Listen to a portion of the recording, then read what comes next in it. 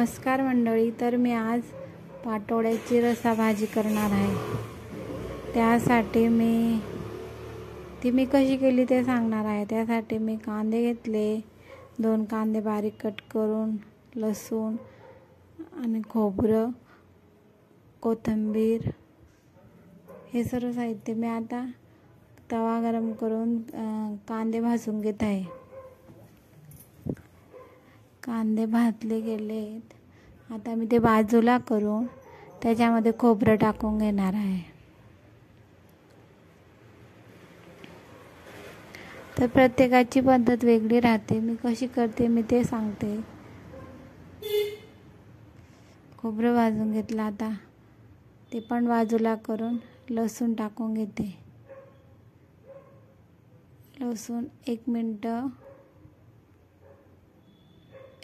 भाजून घेणार आहे आणि कोथिंबीर टाकून गॅस बंद करून घेते।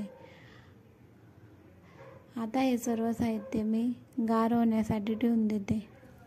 तोपर्यंत पाटोळ्यांसाठी लागणारं पीठ आपण भिजवून घेणार आहोत। तर त्यासाठी मी 1 वाटी डाळीचं पीठ घेतलं आहे आणि ओवा, जिरे, हळद, लाल चटणी, मीठ आणि अर्धा चमचा तीळ घेतली। हे सर्व साहित्य पिठामध्ये टाकून घेते आणि बारीक कट करून घेतलेली कोथिंबीर। आता थोडं पाणी टाकून हे घट्टसर असा गोळा मळून घ्यायचा आहे।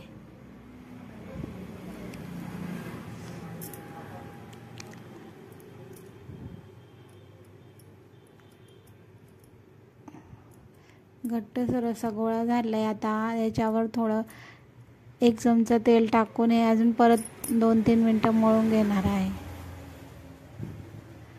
नंतर हे झाकून 5 मिनिटं बाजूला ठेवणार आहे।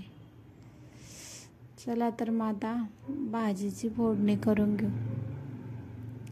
त्यासाठी कढई गरम करून घेतली, तेल टाकून घेतलं आणि 8-10 कढीपत्त्याची पानं टाकून घेतली आणि भाजीसाठी लागणारा मसाला, लाल चटणी, गरम मसाला, कांदा लसूण मसाला, हळद हे सर्व मी तेलात परतून घेतलं आणि वाटण केलेलं मिश्रण ते टाकून घेतलं। आता हे 4-5 मिनिटं आपल्याला परतून घ्यायचं आहे तेल सुटेपर्यंत।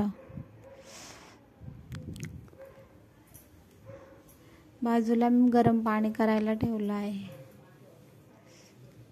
तेल सुटेपर्यंत परतून झालंय। आता आपण याच्यात पाणी टाकून घेऊ। तुमच्या आवडीप्रमाणे तुम्ही पाणी कमी अधिक करू शकता।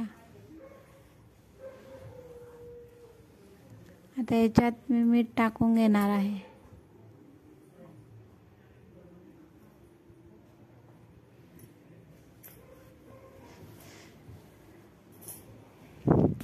आता आपण पाटोळ्या लाटून घेऊ।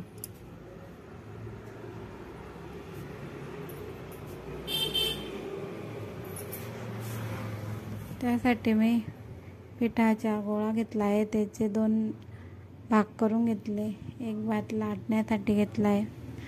आता हे पिठाची आपण पातळ अशी पोळी करून घेणार आहोत। खूप पातळ पोळी करून घ्यायची आहे। खाली तेल लावून लाटून घ्यायचे। तेल लावून मी आता लाटून घेतले। पोळीपेक्षा थोडं बारीक करायची आपल्याला ते। आता चाकूने आपण कट करून घेणार आहोत।